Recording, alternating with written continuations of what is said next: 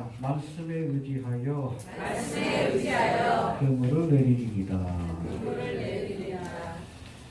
오늘 본문은 예수님이 이제 베드로를 불러서 제자로 삼으시는 그런 장면입니다. 우리가 지난 시간에 4장의 말씀을 살펴봤는데 4장에 보면 예수님이 가버나움에서 이미 시몬의 장모의 열병을 고쳐주시는 사건이 등장합니다. 이 시몬이 베드로입니다. 알겠습니까? 예. 이 말씀에서 비춰보면 오늘 본문이 예수님과 베드로가 처음 만난 사건은 아니라는 것을 우리가 알 수 있습니다. 이미 알고 있는 사이입니다. 이해가 되시죠? 예. 베드로가 이미 예수님을 알고 있었지만 이제 예수님이 다시 공개적인 자리에서 이 베드로를 불러주심으로 어부였던 베드로가 제자가 된 사건으로 이렇게 보시면 될 것 같습니다. 어찌 보면 베드로에게 있어서 공생애가 시작이 된 아주 중요한 사건이라고 보시면 됩니다. 이해가 되십니까? 우리도 무리의 신앙에서 이제는 제자의 신앙으로 나아가야 돼. 해봅시다. 무리의 신앙에서 제자의 신앙으로 나아가자. 아주 예수님을 알기만 하면 안 됩니다. 예수님이 어떤 분인가 우리가 참으로 깨닫고 이제는 주님의 말씀과 삶을 쫓아가는 제자의 삶을 살아야 한다는 거예요. 이해가 됩니까? 제자가 되시길 바랍니다. 공생의 초창기에 예수님은 마을마다 세워진 회당을 중심으로 복음을 전하셨습니다. 사도 바울도 그렇게 했죠?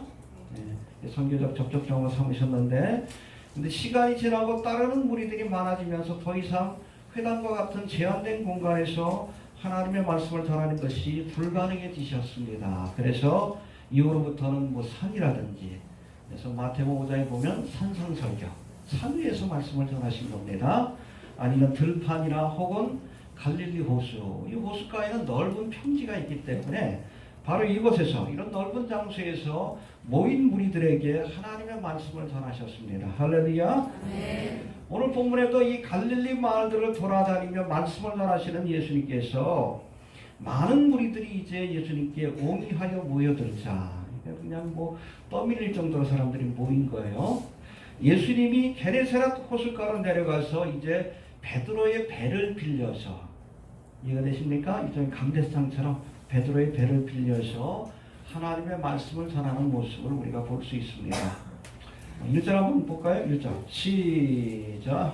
우리가 보내어 하나님 말씀을 들으되 예수는 게네사렛 호숫가에 서서 예, 우리 2절 한번 봅시다. 시작. 호숫가에 두레가 있는 것을 보시니 어부들은 배에서 나와서 그물을 씻는지라. 3절 예수께서 하늘에 오시니 그배는 시몬의 배라 육지에서 좋은 비리를 정하시고 앉으사 배에서 무리를 가르치시더니 예, 시몬 베드로의 배에 오르사 육지에서 조금 뛰기를 청하셨습니다. 이 강대상하고 좀 거리가 있죠? 그래야 여러분들이 저를 다 볼 수 있기 때문에 그렇습니다. 그래서 이 베드로의 배를 빌려서 마치 강대상처럼 그렇게 이용하시고 무리들에게 하나님의 말씀을 전하신 겁니다. 할렐루야. 네. 여러분 1절에서 말씀하는 여기 보니까 게네사렛 호수 여러분 갈릴리 호수와 게네사렛 호수의 차이점이 뭡니까? 이름만 달라요? 우리 갈릴리 호수를 부르는 또 다른 명칭이 있죠. 게네사렛 호수, 디베리아. 이렇게 뭐 이렇게 다르긴 하지만 같은 겁니다. 로마 시대에 와서는 디베리아라고 이렇게 불렀는데 여러분 헬몬산에서 시작된 물이 흘러서 만들어진 이 갈릴리 호수 그러니까 헬몬산이 여기 있고 그 다음에 거기서 이렇게 지나면 갈릴리 호수가 나오고 또 요단강이 있고 그 밑에가 사해가 있는 거예요. 사해 쪽에 예루살렘이 있고 그 위에 있는 갈릴리는 예수님의 주된 사역지 복음을 전하신 주된 사역지가 바로 이 갈릴리입니다. 이해가 되십니까? 예. 아무튼 이 갈릴리 호수는 게네사렛 호수 혹은 디베랴 호수로도 불렸는데 이 게네사렛과 디베라는 각기 갈릴리 호수 서편에 있는 서안지구입니다. 동편은 요르단이니까. 예. 서편에 있는 그런 도시들의 이름이기도 했습니다. 이 갈릴리 호수 북쪽에 가버나움이 있어요. 우리 지난 시간에 살펴봤죠? 가버나움 회당에서 주님께서 기적을 일으키셨는데 이 가버나움이 있고 바로 그 밑에 게네사렛이라는 도시가 있습니다. 마을이죠. 그리고 또 이 게네사렛 남쪽으로 좀 더 밑으로 내려오면 디베랴가 있어요. 중간에서 좀 밑에 쪽 여기 디베랴가 있는데 바로 이 도시들의 이름을 따서 이 갈릴리 호수가 때때로 게네사렛 호수 혹은 디베랴 호수로도 불렸다는 겁니다. 오늘 1절의 말씀을 보면 예수님께서 게네사렛 호숫가에서 말씀을 전하셨다라고 이렇게 표현하고 있는데 이 말씀을 보다도 정확하게 우리가 표현해 보면 예수님이 게네사렛 마을에 인접한 갈릴리 호수에서 말씀을 전하셨다. 이해가 됩니까? 네, 그렇게 이해하시면 될 것 같습니다. 여하튼 게네사렛 호숫가에서 베드로의 배를 빌려 하나님의 말씀을 전하신 예수님은 설교가 끝나자 배를 빌려준 베드로에게 사례를 하려는 듯 깊은 데로 가서 그물을 내려 고기를 잡으라고 말씀하십니다. 해봅시다. 깊은 데로 가서 그물을 내려 고기를 잡으라.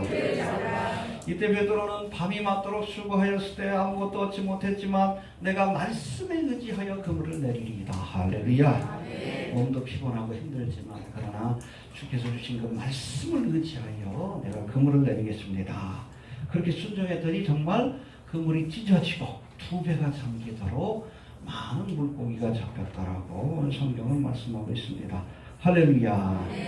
이후로 베드로는 이제후로는 내가 사람을 취하리라. 해봅시다. 이제후로는 내가 사람을 취하리라.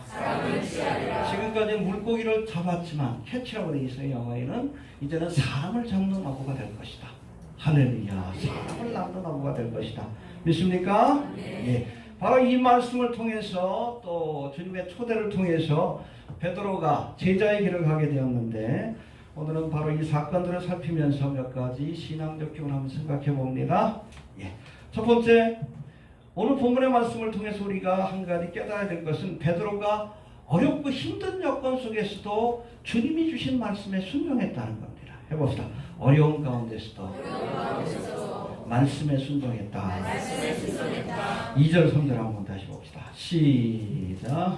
교회가 있는 것을 보시니 어머니를 위해서 나와서 물을 씻는지라. 예수께서 앞에 오시니 그배를 씻으시니라. 주께서 도둑이를 정하시고 앉으사 배에서 물을 가르치시더니. 예, 옹이하는 무리들을 데리고 게네사렛 호숫가에 이르신 예수님은 말씀을 전하시기 위해 이제 베드로의 배를 빌려줄 것을 그렇게 요청하셨습니다. 시몬의 배를 육지에서 조금 뛰기를 청하심으로 아까도 말씀드렸듯이 이 배를 강대상 삼아서 무리들에게 말씀을 전하려고 하신 겁니다. 그런데 사실 이때 베드로의 상황을 우리가 보면 배를 빌려달라고 하신 예수님의 말씀에 사실은 순종하기 힘든 그런 여건이었음을 우리가 알게 됩니다. 해봅시다. 순종하기 힘든 여건이었다. 5절에 보니까 밤이 맞도록 수고하였을 때 얻은 것이 없는, 그렇죠? 그런 피곤한 아침에 해봅시다. 피곤한 아침이다. 기분 좋을 때야, 그렇죠? 흔쾌히 청을 들어줄 수 있지만 밤새 그냥 물고기를 잡고자 했지만 한 마리도 못 잡았어. 육신적으로도 피곤하고 정신적으로도 피곤한 상태인데 주님께서 배를 빌려달라고 해. 사실은 여러분 그것을 흔쾌히 말씀을 들어주기가 힘든 상황이었다는 겁니다. 우리 지난 시간 누가복음 4장에서 살펴본 것처럼 이 사렙다 과부도 어렵고 힘든 여건 속에서 주의 종이 주신 말씀에 순종했다가 축복을 받았어요. 해봅시다. 어려워도 힘들어도 말씀에 순종했다. 그렇죠? 나인성에서 이제 나뭇가지를 줍고 있을 때 누가 옵니까? 엘리야 선지자가 와가지고 야, 뭐하냐? 내 이거 주워다가 이제 가루가 한 움큼 남은 그 가루 가지고 또 기름 가지고 떡을 부어 먹고 내 아들하고 죽으려고 합니다. 그때 엘리야가 뭐라 그래요? 나한테 먼저 갖고 와라. 좀 야박하죠? 뺏어 먹을 게 없어가지고. 근데 순종했어요. 베드로의 상황도 비슷하다는 거예요. 그렇게 순종했더니 3년 반의 기간 동안 가루통에 가루가, 기름병에 기름이 마르지 않는 놀라운 은총을, 기적을 경험하게 된 겁니다. 어렵고 힘들어도 순종하시길 바랍니다. 어렵고 힘들어도 이해가 됩니까? 그래서 이 어렵고 힘든 그런 상황이 우리의 믿음을 주님 앞에 보일 수 있는 좋은 기회가 되기를 해요. 그렇잖아요. 달맞도록 수고했는데 얼마나 피곤해. 그런데도 흔쾌히 주님의 말씀에 순종해 배를 좀 빌려달라 순종했죠. 좀 그럴 수 있게 되길 바랍니다. 해봅시다. 어려워도 하나님의 말씀에 순종하는 믿음을 보이자. 주의 오심이 임박합니다. 이제 벌써 8년 지났네. 쉬운 일이 아니에요. 여러분, 믿음의 시험의 마지막은 인내입니다. 너희에게 인내가 필요함은 하나님의 뜻을 행하기 위해 약속하신 것을 얻기 위함이다. 이게 제일 어렵고 힘든 시험이에요. 때로는 우리가 지치고 피곤하고 낙심할 때도 있지만 끝까지 인내하는 것이 믿음이에요. 마지막까지 약속을 붙들고 인내합시다. 알겠습니까? 암나는 그래도 한 80년 인내했잖아. 그때 한 110세 정도 된 나이니까 괜찮아요. 지무원도 그냥 예수님을 보고 나서 뭐라고 합니까? 이제 하나님이 나로 하여금 이제 죽도록 허락하셨다. 할렐루야. 나를 놓아주시는구나. 죽기 전에 예수님을 본다고 했으니까 예수님을 봐야 죽을 수 있는 거예요. 얼마나 힘들었으면 그런 고백을 했겠어요. 이제 하나님이 나를 놓아주시는구나. 끝까지 인내합시다. 어렵고 힘들어도 피곤해도 하나님의 말씀에 순종하며 인내하는 믿음을 보일 수 있게 되기를 바랍니다. 이 믿음의 시험을 통과한 자가 약속하신 것을 얻게 될 줄로 그렇게 믿습니다. 두 번째, 우리 5절에 보니까 말씀에 의지하여 내가 그물을 내리리이다. 할렐루야. 이게 중요한 말씀 해봅시다. 말씀에 의지하여 그물을 내리리이다. 4절 5절 한번 봅시다. 시작.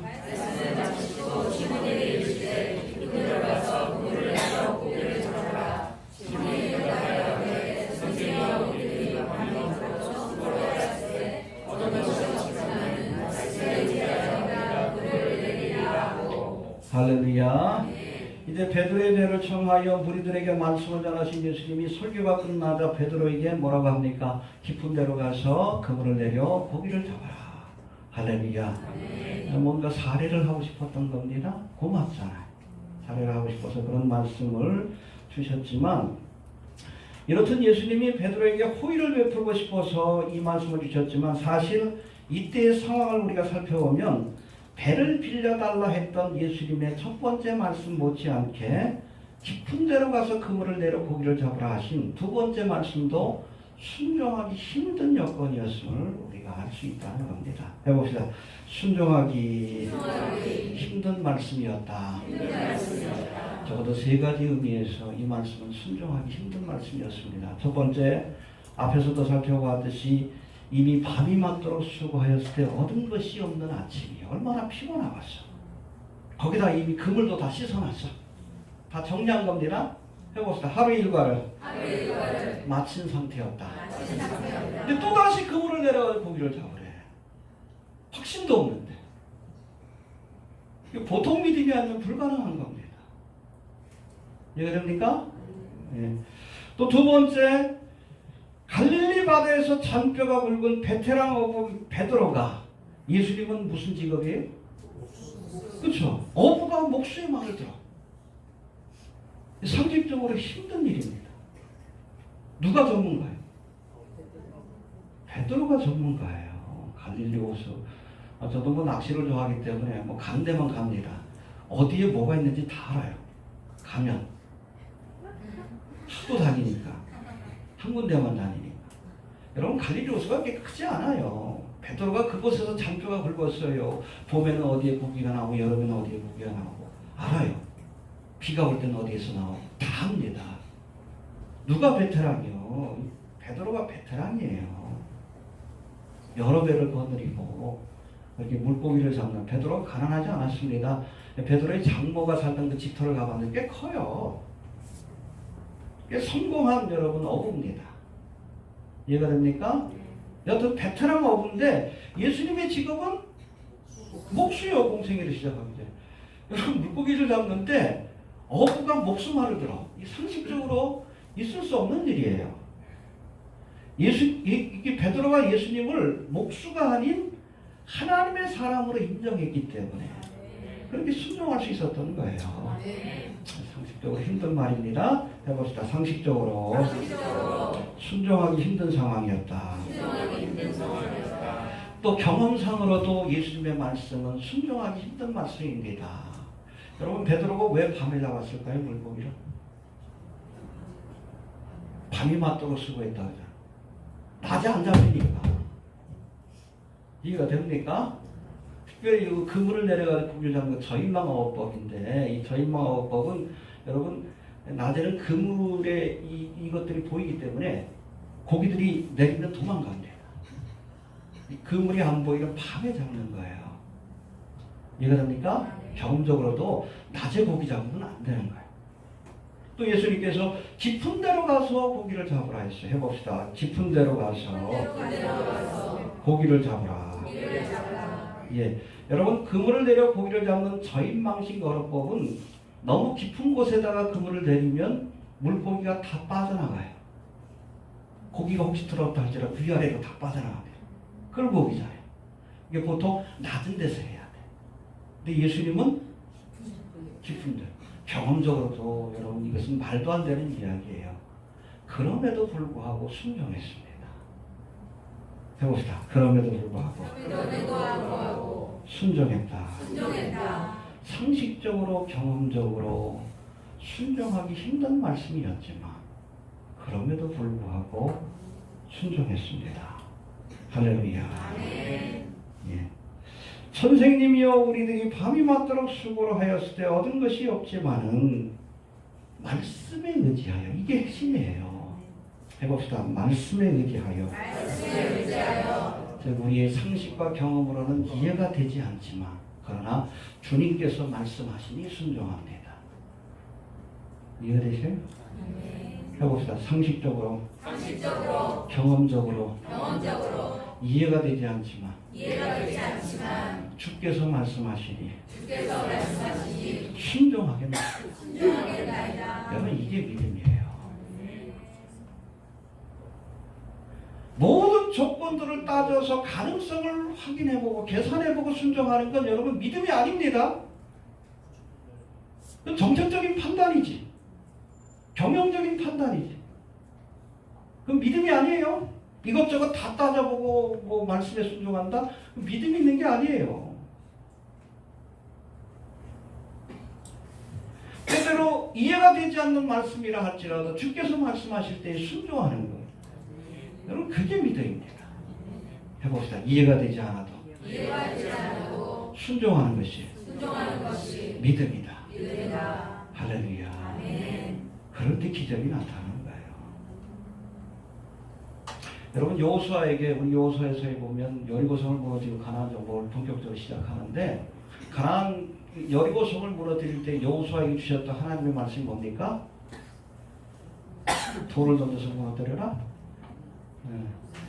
아니면 뭐 계단을 만들어가지고 올라가라? 아니죠. 여리고성은 하루에 한 바퀴씩 6일 동안 돌고 마지막 날에는 7바퀴 총 13바퀴 그리고 제사장이 나팔 소리에 맞춰서 소리를 지라. 그러면 무너질 것이다. 이해가 안 되잖아. 한번 해보셔요. 지금도 땅 밟기 하는 사람이 있는데 여러분 여호수아는 하나님이 말씀을 주셨으니까 순종한 거예요. 무조건 그렇게 한다고 되는 게 아니에요. 그 땅 밟는 행위 자체가 여리고성을 도는 행위 자체가 여러분 기적을 일으킨 게 아니에요. 말씀에 순종하니까 그 믿음을 보고 기적을 일으킨 거예요. 말도 안 되는 상식적으로 경험적으로 이해가 되는 말씀이 아니었지만 그래도 주께서 말씀하심에 말씀을 의지하여 순종한 거예요. 그럴 때 정말 여리고성이 무너지고 그물이 찢어질 정도로 물고기가 잡히는 기적이 나타나는 겁니다. 해봅시다. 이해가 되지 않아도 순종할 수 있어야 한다. 예. 그럴 때 하나님의 기적이 나타납니다. 그게 믿음이에요. 우리의 상식적으로, 경험적으로, 철학적으로 이해가 되지 않아도 하나님이 주신 말씀이라면 내 생각을 포기하고 순종하시길 바랍니다. 그때 하나님의 역사가 나타납니다. 그게 진짜 믿음이에요? 또 세 번째, 이렇게 주님의 말씀에 순종하였더니 물고기 잡히되 그물이 찢어질 정도로 또 2배가 잠기도록. 할렐루야. 예, 6절 7절 한번 봅시다. 시작.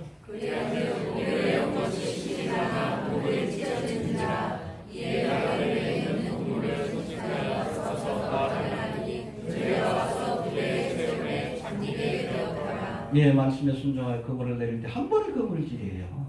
그물이 찢어질 정도로 얼마나 많이 잡혔는지. 2배가 잠기도록, 그렇죠? 물고기로 인해서 2배가 잠기도록 그렇게 많은 물고기를 잡았다라고 말씀합니다. 여러분, 하나님은 그 말씀에 순종하는 자들에게 은혜를 베푸실 때 필요한 만큼만 주시는 분이 아니십니다. 어떻게 주셔요? 차고 넘치도록. 해봅시다. 차고 넘치도록. 네, 오병이의 기적을 일으킬 때도 5,000명만 먹인 것이 아니라 먹고도 12광주리가 남도록. 할렐루야. 내 잔이 넘치나이다. 믿습니까? 솔로몬이 지혜를 구할 때도 지혜만 주신 게 아니에요. 하나님의 마음에 합당한 기도를 하니까 지혜와 함께 부귀영화도 더불어 주셨어요. 더불어 주신 부귀영화가 뭡니까? 네 전에도 네 후에도 너와 같은 자가 없으리라. 전무후무한 축복을 주셨어요. 여러분, 하나님께서는 우리에게 차고 넘치도록 은혜를 베풀어 주심을 믿으시길 바랍니다. 후이되어 누르고 흔들어 넘치도록 하여 너희에게 안겨주리라. 할렐루야. 해봅시다. 후이되어. 그렇죠? 대박에다가 쌀을 대는 거예요. 후이되어. 이렇게 딱 깎아버린 것이 아니라 고봉으로. 후이되어 누르고 꾹꾹 눌러가지고 넘치도록 하여 너희에게 안겨주리라. 주님을 따르는 자에게 하나님께서는 잔이 넘치도록. 할렐루야. 부족함이 없을 뿐 아니라 내 잔이 넘치나이다. 풍성한 은혜를 베풀어 주실 줄로 이렇게 믿습니다. 알겠습니까? 네. 이렇게 말씀에 순종하여 그물을 내릴 때 그물이 찢어지고 2배가 잠기도록 물고기가 잡히는 이적을 경험한 베드로가 이제 갑자기 예수님의 무릎 앞에 엎드려서 주여 나는 죄인으로서이다. 나를 떠나소서. 그런 고백을 드려요. 우리 8절 한번 봅시다. 시작. 시몬 베드로가 이를 보고 예수의 무릎 아래 엎드려 가로되 주여 나를 떠나소서 나는 죄인으로서이다 하니. 예, 그 이적을 보면서 갑자기 두려워진 거예요. 베드로의 마음속에 이분은 보통 분이 아니시다. 그렇죠? 그러니까 예수님에 대한 일반적인 명칭이 랍비, 선생이요. 근데 여기는 아도나이, 주여. 하나님의 아들로 인정한 거예요. 나를 떠나서서 나는 죄인으로서이다. 무슨 생각이 들었겠어요? 저 갈릴리 바다의 깊은 곳까지 보고 계시는 분이 내 마음속에 있는 죄도 감찰하고 계실 것이다 라고 생각하니까 두려워진 거예요. 그 말에 엎드려서 나를 떠나서서 나는 죄인으로서이다. 죄를 고백한 겁니다. 할렐루야. 여러분, 이사야 6장에도 비슷한 말씀이 나오죠? 성전에서 기도하던 이사야가 영광 가운데 임재하신 하나님의 영광을 배웠을 때 첫 번째 했던 고백이 뭡니까? 바로다 나여 죽게 되었도다. 해봅시다. 바로다 나여 망하게 되었도다. 입술이 부정한 자로서 만군의 여호와이신 왕을 배웠으니 이제 죽게 되었도다. 그렇죠? 죄인의 몸으로 거룩한 하나님을 만나게 되었으니 내가 죽게 되었도다. 할렐루야. 여러분, 이사야가 하나님의 임재 앞에서 두려움을 느낀 것처럼 말씀의 권세를 경험한 이 베드로도 성자 하나님이신 예수님 앞에서 두려움을 느낀 겁니다. 할렐루야. 여러분, 여호와를 경외하는 것이 지식의 근본이요 여호와를 경외하는 것이 지혜의 근본이라고 했어요. 믿음은 하나님을 두려워함으로 시작이 되는 거예요. 만군의 주 여호와 하나님, 인간의 생사화복을 주관하시고 여러분, 인류의 흥망성쇠를 주관하시는 권세가 하나님께 있다는 사실을 우리가 깨닫고 그분을 경외하며 엎드리는 자에게 하나님의 은총이 주어지는 겁니다. 두려워하십시오. 갈릴리 바다 깊은 곳까지 들여다보시는 예수님이 여러분들의 마음속에 숨겨진 죄악까지 다 알고 계십니다. 감추지 마시고 베드로처럼 나는 죄인이로소이다 주 앞에 고백할 수 있게 되기를 바랍니다. 그래야 여러분 죄사함의 은총을 얻고 그래야 하나님의 사람이 되는 은혜를 얻게 되는 겁니다. 해봅시다. 나는 죄인이로소이다. 할렐루야. 예. 어떤 이 말씀에 예수님께서 뭐라고 합니까? 무서워 말라. 두려워하지 마라. 이제 후로는 내가 사람을 죽이리라. 할렐루야. 예. 우리 10절 한번 봅시다. 시작.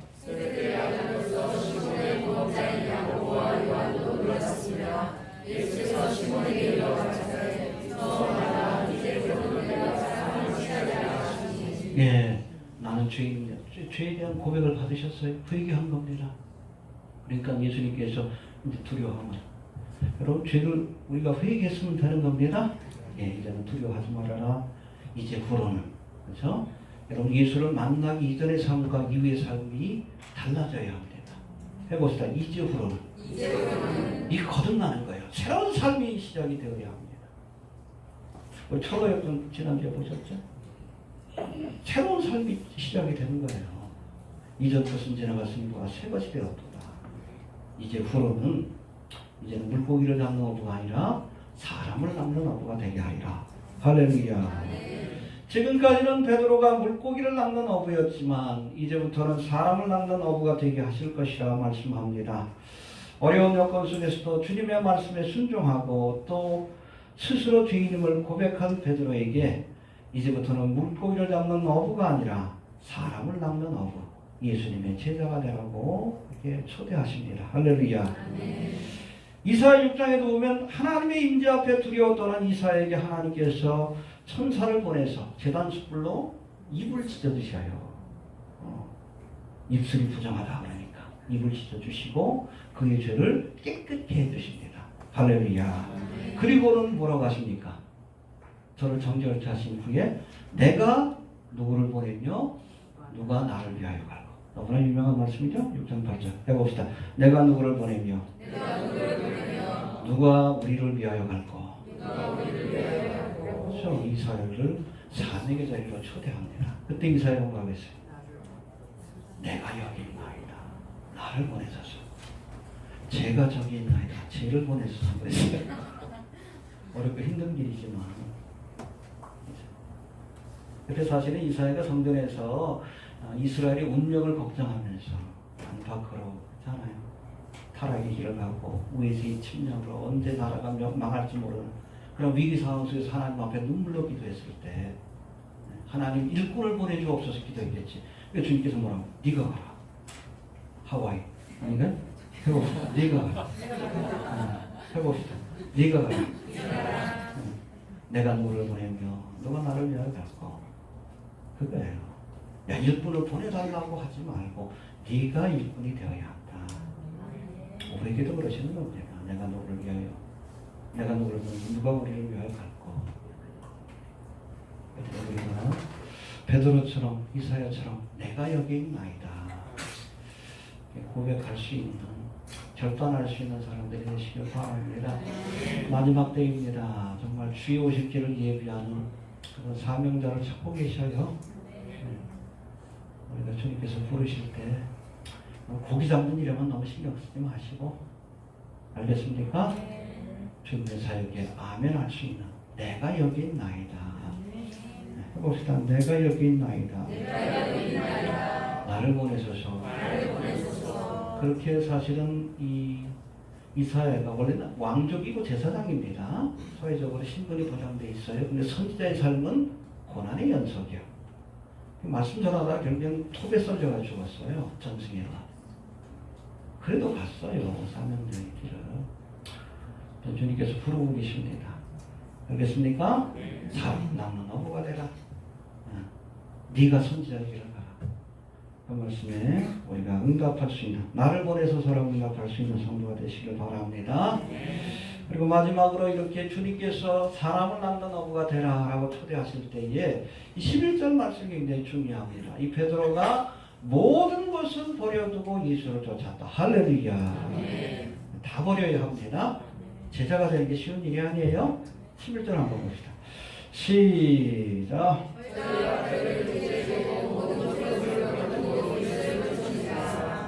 예, 사람을 낚는 어부가 되라 하신 주님의 부르심에 베드로가 가지고 있던 모든 것들을 버려두고 예수님을 쫓았다고 했어요. 그렇게 잡았던 많은 물고기도 버려뒀습니다. 생활의 기반인 배와 그물도 버려뒀어요. 그리고 아마 가족들도 다 버리고 이제는 제자의 삶을 시작한 겁니다. 해봅시다. 다 버리고 예수를 쫓았더라. 아무든지 나를 따라오려거든 자기를 부인하고 날마다 제 십자가를 지고 나를 쫓을 것이니라.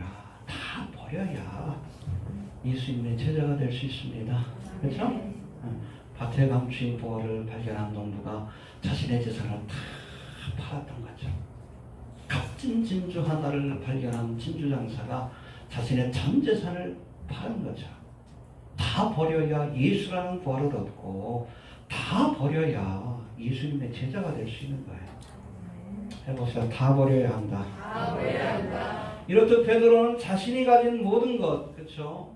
돈도 명예도 권세도 일가 친지도 다 버리고 예수님을 쫓음으로 주님의 제자가 될 수 있었지만 사실 이런 베드로도 예수님이 십자가를 지시는 결정적인 순간에는 자기 목숨을 버리지 못해서 다 버렸는데 뭘 못 버린 거예요?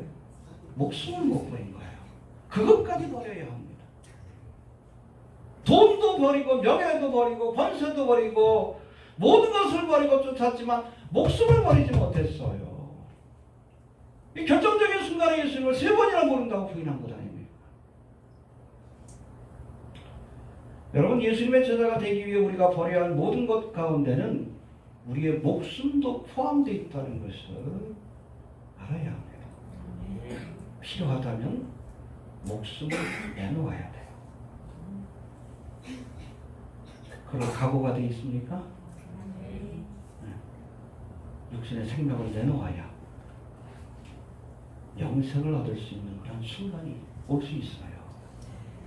그럴 때 우리가 베드로처럼 예수님을 부인하는 것이 아니라 처음에는 부인했지만 나중에는 결국에 로마에서 순교했잖아요.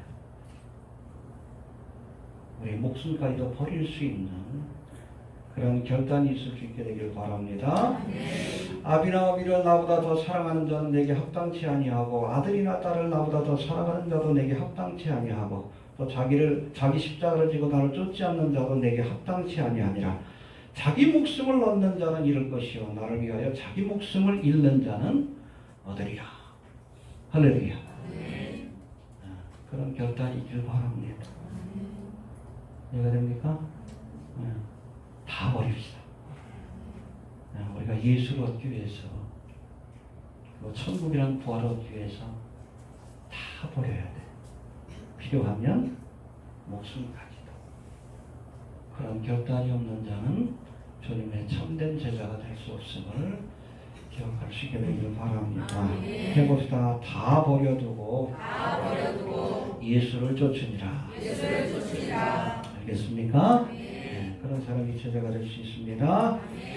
정리합니다. 깊은 데로 가서 그물을 내려 고기를 잡으라 말씀합니다. 순종하기 힘든 말씀입니다. 밤이 많도록 수고한 뒤 피곤해 저런 그런 아침이에요. 또 어부인 베드로가 목수인 예수님의 말씀을 듣는 것 상식적으로도 그렇죠? 또 밤이 아닌 낮에 고기를 잡는 것 경험적으로도 이해하기 힘들지만 그러나 말씀에 의지하여 할렐루야.